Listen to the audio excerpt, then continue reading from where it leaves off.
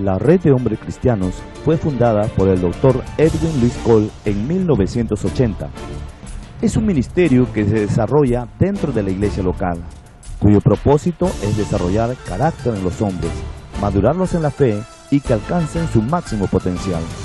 Hoy contamos con más de 300 hombres comisionados que vienen trabajando en diferentes iglesias a nivel nacional, impartiendo principios y valores de la palabra de Dios para ser de gran ayuda en la familia, la iglesia y la nación, levantando así el estándar de los hombres en el Perú. Para eso necesitamos que los pastores discipulen a los hombres y los hombres discipulen a sus familias. Hombres inestables forman familias e iglesias y naciones inestables. La Red de Hombres se desarrolla con una currícula especializada en hombres, con los cursos Hombría al Máximo, Valor, Integridad Sexual, Principio del Potencial, Comunicación, Sexo y Dinero, Campeones, Hombres de Verdad, Hombres Fuertes y Mujer Única.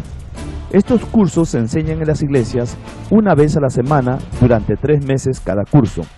Al finalizar la currícula, los hombres que aprueban son comisionados en una ceremonia de gala que se realiza una vez al año, donde asumen su compromiso con Dios y la iglesia para servir, discipular y entrenar a otros hombres. Para ganar a otros hombres se organizan los desayunos o lonches, conferencias, retiros o cena de coinonía para estrechar las relaciones de los hombres de la iglesia. En estas reuniones se invitan oradores especiales a fin de ganar a otros hombres para seguir desarrollando la visión. Recuerde, cuando Dios quiere traer un cambio al mundo, lo primero que hace es buscarse un hombre conforme a su corazón. Haga usted lo mismo y gane a sus hombres.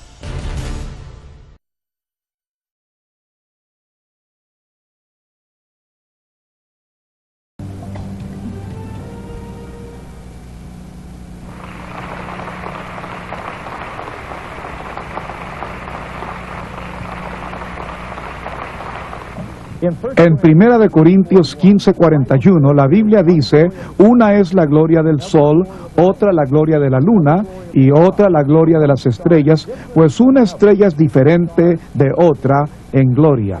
Les señalo eso, pues nuestro Dios es un Dios de diversidad. Dios no es un Dios de igualdad. Igualdad es monotonía. No se puede tener lo mismo todo el tiempo, porque ello viene a ser no solo redundante, pero pierde el sabor, es insípido, pierde su carácter y sabor, pierde lo que tiene y finalmente, como no atrae su atención ni tiene interés en ello, viene a ser algo muerto. Así que Dios es un Dios de diversidad, sea el sol, la luna o las estrellas, la tierra, las aguas, las montañas y los desiertos, lo que sea, ya sean las plantas y los colores, ya sea la piel de nuestras células. Algunos somos color melón y nos vemos privados de tener color como otros, lo que es gloria para ellos. Aún físicamente nuestros ojos y formas, cabellos, los dones, todo es diverso. Y fue Patrick Henry quien dijo: denme variedad o denme muerte. No dijo exactamente eso, de todas formas lo podía haber dicho. Esa es mi traducción. Pues la variedad es el sabor de la vida. Y Dios es un Dios de infinita variedad. Si Él no fuera un Dios de variedad y diversidad, hoy no tendríamos el arco iris. Entonces, para nosotros como seres humanos, necesitamos tener diversidad a fin de tener normalidad de vida. Y Dios no es solo un Dios de diversidad, pero es un Dios de distinto propósito. Dios tiene un propósito para todo lo que Él crea. El propósito de todo lo que Él crea beneficia todo otro aspecto de su creación. Él no puso el sol allá solo porque quería mirarlo. Él puso el sol allá para que alumbrara sobre la tierra, y entonces el sol brillará sobre las plantas y mediante el proceso de fotosíntesis nos daría una producción de alimentos para poder sobrevivir en la tierra. Él puso la luna allá, no porque necesitara de noche una luz en el firmamento, mas porque quería las mareas en la tierra, estableciendo así los límites para que no se desbordaran y empezaran a crear estragos y destrucción por toda la tierra. Entonces la luna establece los límites de los mares. Él crea todas estas cosas por un propósito distinto, lo que significa que si somos su creación, Él nos ha creado no solo en un proceso de diversidad, mas tiene un propósito para cada vida. Y Dios no es solo un Dios de propósito, mas es un Dios de máximas posibilidades. Una de las cosas sobre el tiempo es que el tiempo nunca viene a nosotros del pasado, el tiempo siempre nos viene del futuro.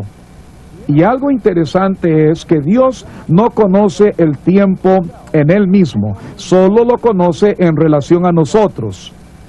Así que el tiempo que experimentamos y conocemos, tiempo y espacio, especialmente el tiempo, lo que Dios ha establecido.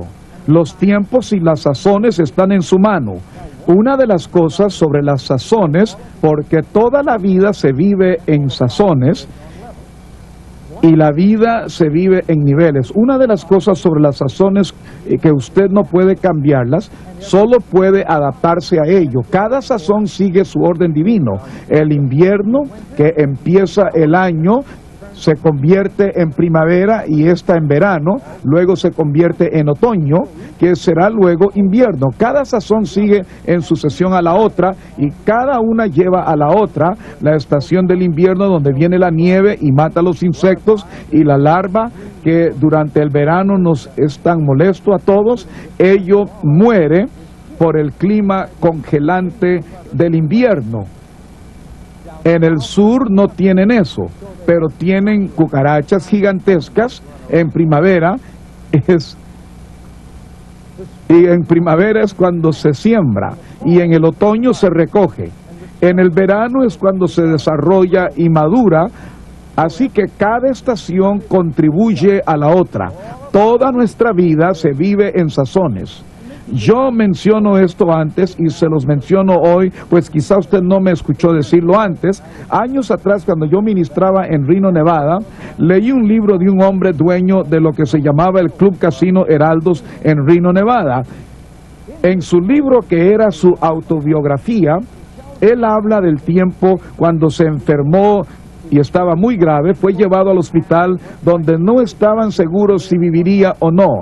Débil, flaco, yacía en la cama de un hospital. El dilema, la confusión, el caos en su mente, esa condición tan terrible en que se hallaba, estaba muy enfermo para estar vivo, muy vivo para estar muerto. Estaba atacado por todos lados y estaba en confusión, aturdido de emociones e ideas. Trataba de estar positivo. Mientras yacía en la cama, él miró hacia la pared donde estaba un calendario en este hospital católico y tenía unos cuadros muy hermosos propios de la literatura y el arte católico. Cuando él miró allá en ese mes en particular, había un cuadro de Jesús sosteniendo a un corderito en sus brazos. Cuando él vio eso, le tocó. Pues tocó su corazón cuando vio a Jesús sosteniendo al pequeño cordero. Se arrastró de la cama en su bata de hospital y se arrodilló frente al cuadro y oró. Dijo: Jesús, si tú me sanas, yo te serviré. Y él se puso bien fuerte y saludable, y desde ese tiempo él nunca faltó a la misa, ningún día, sin importarle nada, no importa lo que fuese el clima o demás. Él nunca faltó a la misa. Y cada día pues era la única forma que conocía de servir al Señor. Hasta donde yo sé, él nunca vino al conocimiento de Jesucristo como Salvador, pero en su corazón estaba comprometido con Jesucristo y fue así como lo hizo. Continuó ocupándose del casino, no sé qué más hacía, pero esa era su vida. Pero lo que él escribió en ese libro yo nunca lo olvido, pues él era un jugador. Él escribió allí la razón por qué los jugadores de dinero mueren pobres? Es porque cuando es su temporada, es cuando están calientes, son buenos. Ellos casi pueden decir el número en que caerán los dados, casi pueden decirle lo que va a suceder. Percepción extrasensorial es algo que ellos tienen, que es saber lo que hacen mientras juegan, y es cuando ellos hacen sus apuestas. Ellos saben en qué turno apostar y saben cuándo deben esperar, como sea el caso. Están, como dicen, calientes. Cuando es así, son buenos jugadores, y dijo que el problema con ellos es que viene un tiempo cuando no son tan buenos, o sea, que viene un tiempo que es diferente del tiempo cuando ellos son buenos, es el tiempo en que están fríos, y es en esa temporada que están fríos, que quieren estar calientes. Ellos apuestan el doble tratando de cambiar las cosas, y ellos pierden todo lo que hicieron cuando era el tiempo caliente. Cuando usted está caliente, cuando está frío, no lo está, no. Lo hice sonar bien. De todos modos, todo en la vida tiene sus épocas.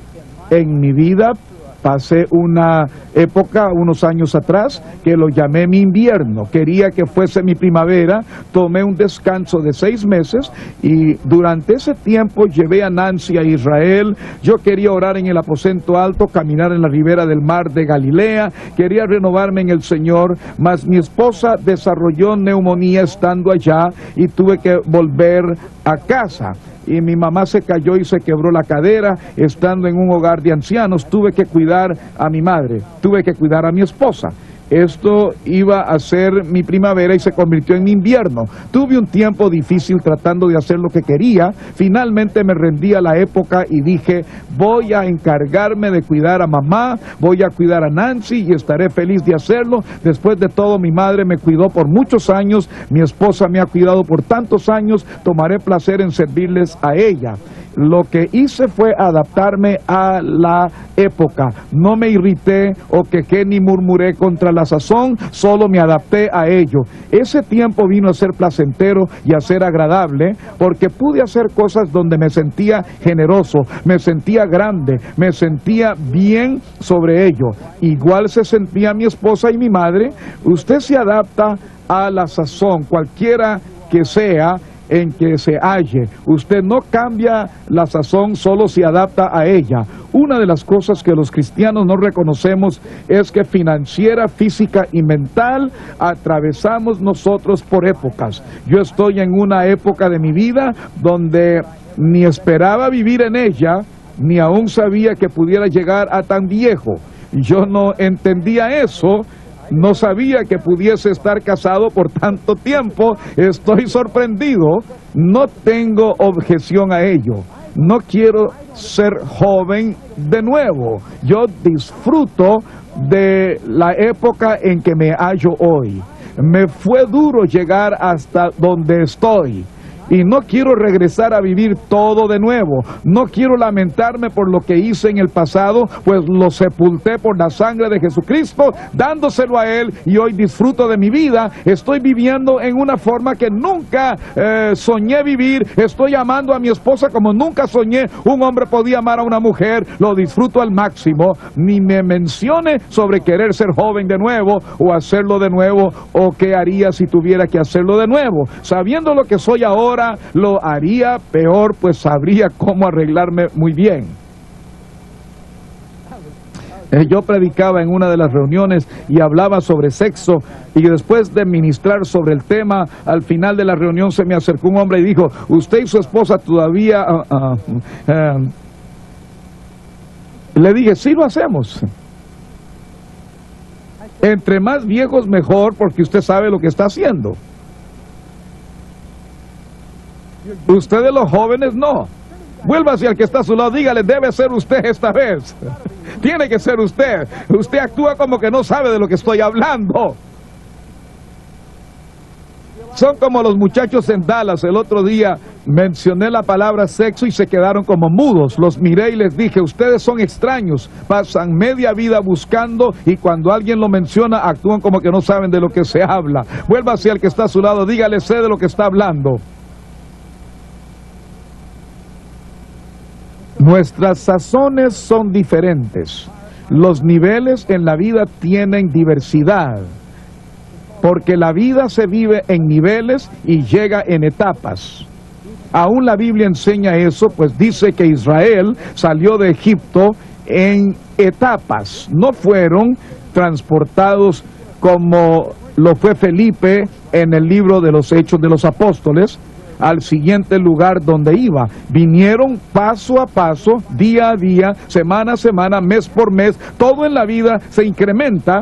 Usted vive un día a la vez, come un bocado a la vez, la mayoría lo hacemos, todo se hace en incremento, ni aún se nace plenamente, se tiene que desarrollar y madurar en cada área de la vida. En cualquier área donde no se madure, ello siempre creará problemas para usted.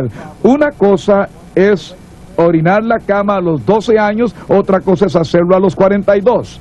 Solo pensé en mencionar eso. De todas formas, cuando Dios nos creó, lo hizo con diversidad. Nos creó con propósito, nos creó con posibilidades.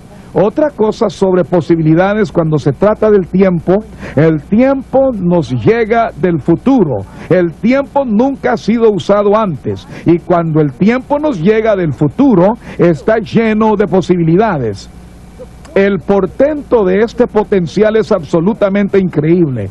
El tiempo que nos llega del futuro está lleno de misericordias, lleno de gracia, está lleno de creatividad, lleno de bendiciones, lleno de posibilidades. Tiene todo en él para toda cosa buena en nuestra vida. Es lo que hacemos con el tiempo que nos llega, que determina que lo que tuvimos en el pasado, que pasa al presente y determina nuestro futuro. Cuando nos llega el tiempo, tiene cada posibilidad, cada potencial de cada cosa buena en nuestra vida, mas lo que hacemos con el tiempo para desarrollarlo decide lo que pasa a nuestra vida. Seguro que hay dos cosas al morir que usted realmente tiene. Una es lamentarse y la otra es relaciones. Todo lo demás viene sobrando. Yo quiero vivir mi vida sin tener que lamentarme. Quizás si tuviese que lamentarme en algo por ser cristiano o algo sobre mi tiempo de ser un ministro, lo único sería el tiempo que yo perdí, el tiempo que malgasté viendo la televisión. Me lamento por el tiempo que pasé viendo programas necios, tontos, vacíos, impíos y sin sentido. Yo esperaba que alguien gritara 1, 2, 3, sí, pero no creo que haya un valiente en todo este lugar. Déjeme hacerlo con usted al unísono. 1, 2, 3, sí.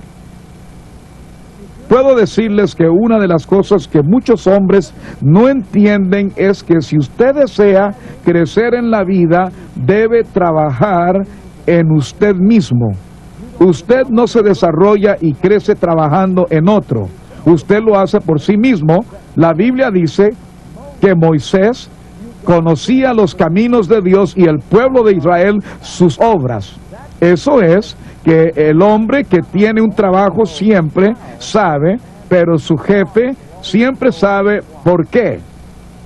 Si usted está trabajando en una bodega y ha estado allí por varios años y le gustaría poder salir de allí, entonces no se queje del administrador o del encargado de la empresa, regrese a la escuela. Yo lo garantizo que si toma el tiempo y lo invierte estudiando, no que necesariamente vaya a la escuela, mas si dedica un año al estudio, el mismo tiempo que ve televisión, puede obtener un título en cualquier universidad, en cualquier colegio. No creo yo que muchos de nosotros sabemos cuántas horas vemos televisión. Si usted lo invierte en educación de sí mismo, quizá no sea el equivalente de un grado universitario, pero le diré que hará. Conozco a un hombre cuya vida cambió. Dios bendecía su vida en Carolina del Norte. Dios fue bueno con él, cambió y bendijo su vida. Él vino a Rema, regresó luego y tomó el negocio de nuevo. Él dijo, soy tan bendecido hoy, es maravilloso. Soy tan bendecido que no sé realmente qué hacer. Le dije, si es así, vaya a la biblioteca y lea todo lo que usted pueda sobre finanzas y aprenda a manejar su dinero. Pues usted no se hace rico por ahorrar. Usted tendrá más si invierte. Usted añade ahorrando, lo multiplica invirtiendo. Eso es un principio evidente por el que vivimos. Se añade cuando ahorramos, se multiplica invirtiendo. Dígalo conmigo, se añade ahorrando, se multiplica invirtiendo. Pero yo diría que la mayoría de nosotros aquí no hemos estudiado cómo invertir nuestro dinero. Estamos contentos con ahorrar, esperando el día que quizá nos jubilemos, pero no entendemos que si tomamos el mismo dinero que ponemos en ahorros y hacemos alguna inversión, no solo podemos jubilarnos, mas podemos hacerlo más temprano y con mejores entradas. La multiplicación es el plan básico de Dios para su vida, el patrón para su vida. Dios no lo dijo a Adán, fructificad y añadid, no le dijo que fructificara y restara, no le dijo que fructificara y dividiera, le dijo que fructificara y se multiplicara. La multiplicación es el más básico plan de Dios para usted. Pero usted no lo hace financiera o socialmente, no lo hace en otras formas solo para añadir a ello. La mayoría estamos contentos con que se nos añada. Cuando usted lee en el libro de Hechos que algunos fueron añadidos a la iglesia, luego hubo una resta, después una división y luego la iglesia fue multiplicada. A veces se experimenta subtracción y después quizá pase por división a fin de llegar al proceso de multiplicación.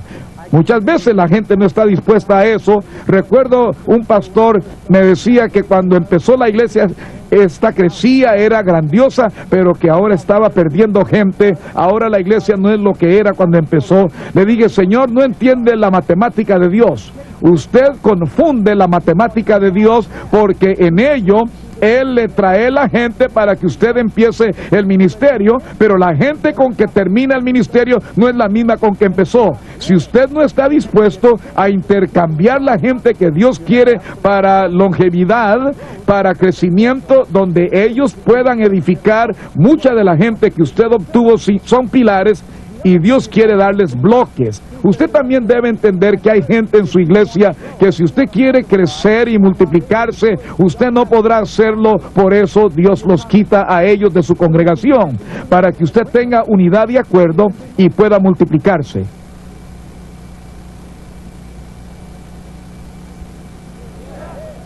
¿No es cierto que en el desierto Dios le dijo a Moisés que esta generación que salió de Egipto morirá y la nueva generación que nació en el desierto entrará a Canaán? Bien, siendo eso cierto, entonces cada mañana cuando Moisés se levantaba, llamaba a Josué y le preguntaba, ¿cuánta gente murió hoy? Josué decía 200, Moisés decía 200 más cerca. Usted, entonces, no entendieron eso. Porque cada día muchos tenían que morir a fin de que otros nacieran para poder entrar a Canaán. Así que hay una sustracción que toma lugar. Si su apéndice se revienta, entonces se la quitan, no porque usted esté enojado con el apéndice que se enfermó y se rompió, mas se la quita para que el cuerpo esté saludable. Así que a veces debe haber una sustracción y en ello, si usted mismo no lo quita, entonces Dios lo hará a su manera. A veces son las cosas que confundimos o realmente no apreciamos. La matemática de Dios es multiplicación. Muy bien. Ahora tomemos un momento. ¿Cómo trata Dios con el hombre? ¿Qué clase de diversos hombres tenía Dios en sus apóstoles? Eran hombres de hombría valerosa. Eran hombres que lograron grandes cosas para Dios. Ellos trastornaron al mundo. Tenemos unos minutos más, vamos a hablar del primero, el hombre que está a la cabeza en la lista de Mateo 10, la lista de los 12 apóstoles. Su nombre es Pedro. Pedro era un hombre muy fuerte. Él no era un hombre de impetuosidad, no era un hombre impaciente, pero era un hombre de acción. Él era rápido, no le tomaba mucho tiempo, como lo hizo Natanael, estudiarlo todo. Los contabilistas toman tiempo para verlo todo, para ver cada ápice y cada pequeñez que se presenta. Ellos no son como el empresario que dice, vamos a hacerlo. Ellos empiezan, lo inician. El contabilista dice, no podemos hacerlo, no hay dinero. El empresario dice, sí lo hacemos, el dinero vendrá. Diferentes personalidades, ambas necesarias. Se necesita sacar la retribución y se necesita los que emprenden, que son empresariales en su esfuerzo para lograr grandes cosas para el reino de Dios. Pedro era un empresario. Si él era algo, era empresarial. Él siempre atacó primero mientras el fuego ardía. Jesús dijo, sígueme. Nunca hubo una pregunta, simplemente le siguió. Andrés vino y dijo, he hallado al Mesías. Pedro dejó todo lo que tenía y vino y siguió al Jesús. Fue Pedro que cuando vio a Jesús caminar sobre el agua le dijo, si eres tú, manda que yo vaya. Y Jesús le dijo, ven. Él descendió del bote y caminó sobre el agua. Cuando oímos esto, casi sin excepción, pues somos negativos por naturaleza, hablamos de que él cayó o que empezó a hundirse bajo las olas. Enfatizamos eso. Pedro sí caminó sobre el agua, pero empezó a hundirse. Pero él extendió la mano y dijo, Señor, sálvame. Y Jesús extendió la mano y asió de él. Él estaba con Jesús. Estaba con Jesús. ¿Se ha detenido usted a pensar por qué Pedro empezó a hundirse? Yo le diré por qué empezó a hundirse. Fue porque los ganadores miran hacia donde van, los perdedores por lo que están pasando. Cuando Pedro miró a Jesús era un ganador, y cuando caminó sobre el agua. Mas cuando los hombres en la barca dijeron, sube aquí, nos haces ver mal, él quitó la mirada de Jesús y la puso en las circunstancias. Esa es la razón por qué usted nunca tendrá éxito en lo que usted hace, no logrará sus deseos, nunca será el hombre ordinario haciendo cosas extraordinarias, mientras oiga usted a los que le dicen, yo lo traté y ello no funciona. Le tengo buenas noticias, no importa si 50,000 personas lo trataron y no resultó, funcionará para usted. Usted no es ellos, es completamente diferente. Cuando usted permite que alguien con una filosofía basada en su fracaso de ellos le vaya a influenciar a usted, si acepta su filosofía, acepta su fracaso. Una de las cosas que nos sucede es que escuchamos a gente que ha tratado algo y han fracasado. Han desarrollado una filosofía para excusar su fracaso y luego nos la pasan a nosotros, pues no quieren vernos triunfar donde ellos fracasaron, pues los haría verse mal. Vuélvase a su vecino, dígale, conozco a esa gente. Cuando usted fue salvo y estaba feliz en su iglesia y luego alguien le habló del bautismo en el Espíritu Santo, cuando usted les dijo que buscaba la llenura del Espíritu Santo, empezaron a decirle, oh, usted no quiere hablar en lenguas, no quiere que eso le suceda, debe tener cuidado con esa clase de gente. Permítame decirle algo. Usted puede llamar a los carismáticos o pentecostales, no el río Habana o Farfar, ríos cristalinos y rectos, pero el que es angosto y torcido, el que lleva lodo de las riberas bajando el valle de Jordania. Cuando Naamán quería ser sanado, el profeta No le dijo que fuera al río Habana para ser sanado, porque él se había quejado, porque tenía que ir a ese río Jordán lodoso. Le voy a decir ahora mismo, el poder de Dios no está en el río Habana, el poder de Dios está donde se hallaba la virtud sanadora. Usted va a donde Dios le dice, no importa lo que la gente diga. ¿Me escuchó? Siempre quieren que usted se quede en el barco. Por eso es que cuando usted crece, sus amistades cercanas cambian. Cuando usted va a un nuevo nivel de fe, aquellos en ese antiguo nivel quieren mantenerlo a usted allí mismo. Por eso sus amistades íntimas deben cambiar. He enseñado eso por años y lo digo de nuevo. Pedro no era un hombre de impetuosidad, no era un hombre impaciente, era un hombre de impulso. Era un hombre emprendedor y saltó fuera de aquella barca. Él fue quien dijo, ¿cuántas veces perdonaré? Y aún así su debilidad salía en toda dirección. Él tenía sus flaquezas. Él fue quien dijo, no me lavarás los pies jamás. Él fue quien a Pablo reprendió en casa de Cornelio por su diferencia con los gentiles. Pedro dijo, aunque todos te dejen, yo no te dejaré.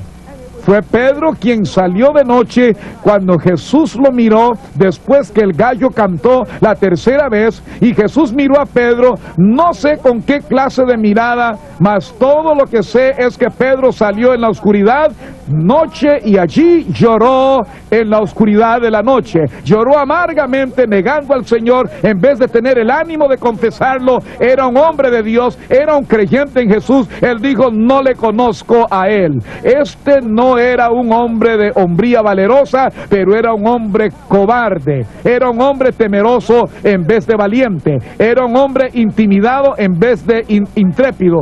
Él no podía mantener la cabeza en alto. Él inclinó la cabeza y salió después que Jesús lo miró. Lo bueno es que esta historia no termina allí. Alguien diga aleluya y amén. Jesús nunca nos deja. Diga gloria a Dios. Jesús nunca abandonó a Pedro. Pedro sintió que había abandonado a Jesús, pero no así Jesús a Pedro. A veces sentimos que hacemos cosas tontas y detestables y usted se siente culpable y condenado y ni aún quiere ir a la iglesia. Quiero decirle que Jesús está esperándole allí en la iglesia, porque Él quiere perdonarle, quiere limpiarle, Él quiere llenarle de nuevo con su palabra y su espíritu. Él no ha terminado aún con usted, su vida no ha terminado, no importa cuánto haya fallado, aún continúa. ¡Aleluya!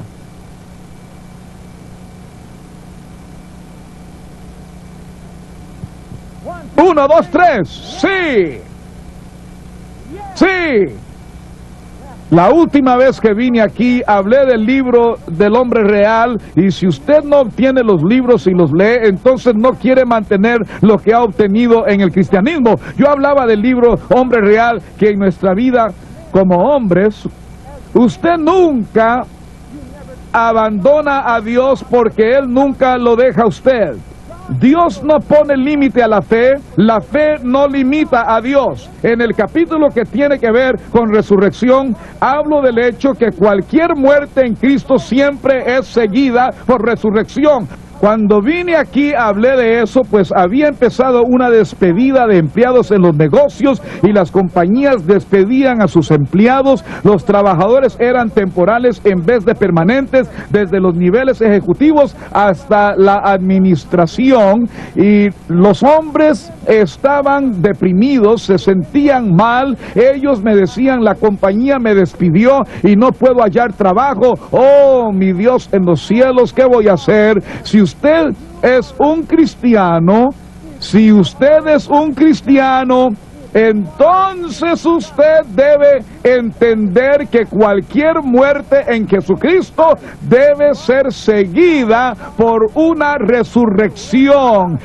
Si usted es despedido del trabajo, la compañía desiste de sus empleados, denle eso a Jesús, pues si se lo da a Él, si le da a Él esa muerte, Él hará que una resurrección venga y su estado posterior será mejor que el anterior. Eso es fe, mi hermano. Eso es fe.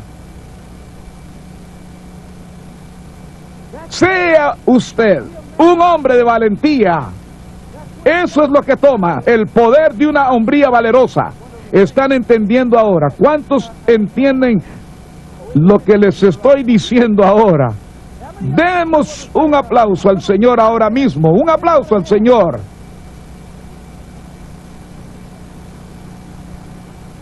No murmure, no se queje y lamente por lo que le ha sucedido. Plántelo en el reino, déselo a Jesús. Su poder de resurrección se moverá hacia allí y transformará lo que era para mal en bien. Pero usted necesita valentía buena, no solo valentía, pero necesita una buena valentía.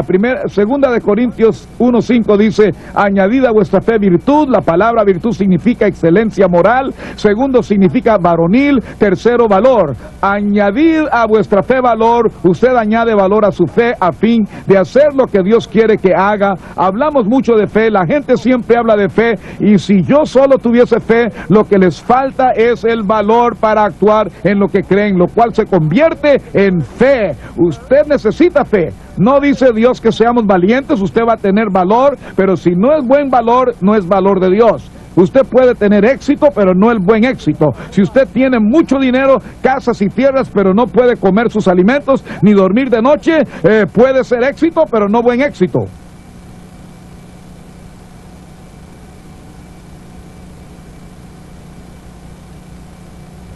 Bien, vamos a concluir con esto. Ya debemos terminar aquí. No vamos a terminar, solo vamos a llevarlo a su conclusión. Vuélvase al que está a su lado, dígale, esto ha estado bueno.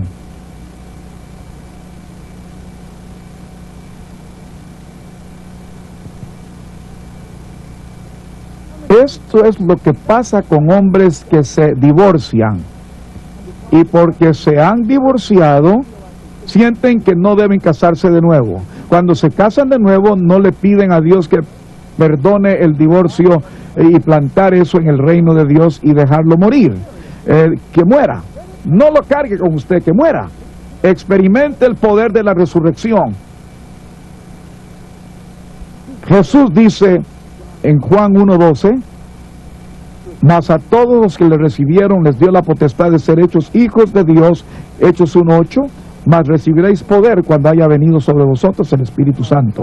Unos 40 años atrás esto era el gran arma en mi arsenal.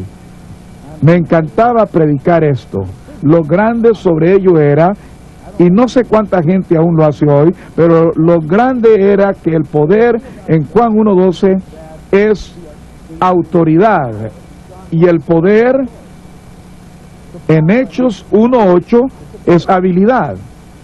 Lo que la palabra dice es que usted necesita autoridad y habilidad.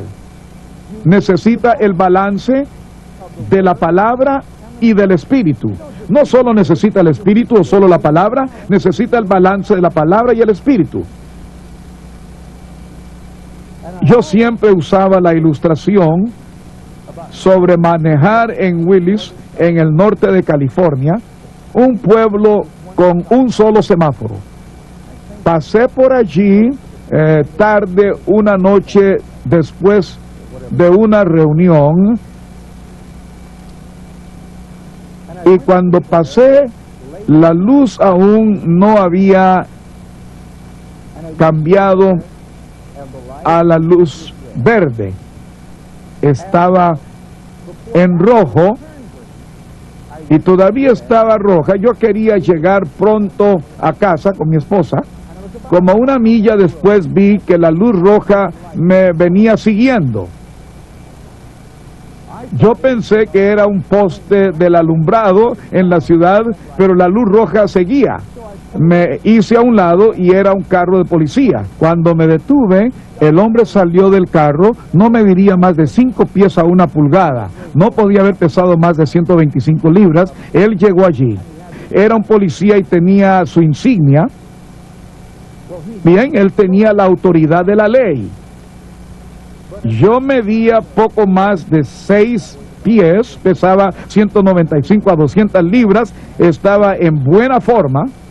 Alguien me dijo que debía correr por la presidencia de los Estados Unidos y pregunté por qué.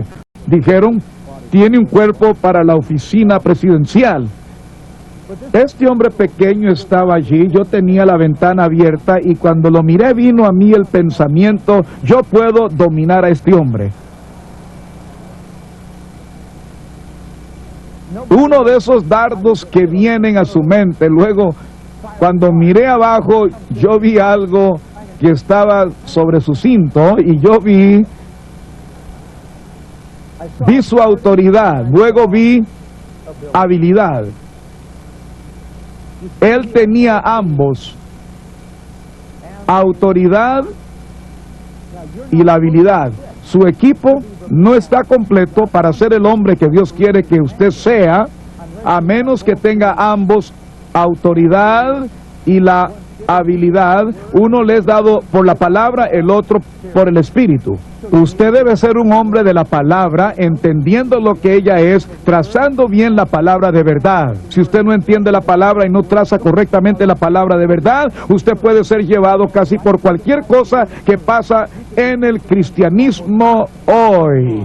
El otro día yo estaba viendo un programa cristiano de televisión y vi gente escuchando algo que yo sabía que no era cierto. Ellos lo aceptaban, lo comían, cantaban y danzaban y alababan a Dios por eso tan maravilloso. Y yo pensé, Dios que está en los cielos, no conocen la doctrina, no conocen la palabra. Pues si todo lo que usted es experiencia, cualquier culto puede venir y darle a usted eso. ¿Me está entendiendo ahora? Cualquier lugar religioso puede darle experiencia si eso es lo que quiere.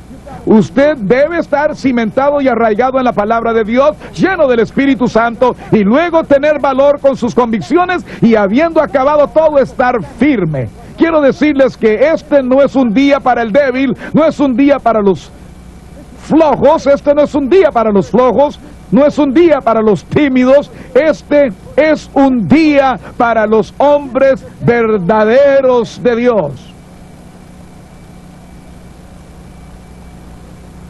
Un hombre verdadero de Dios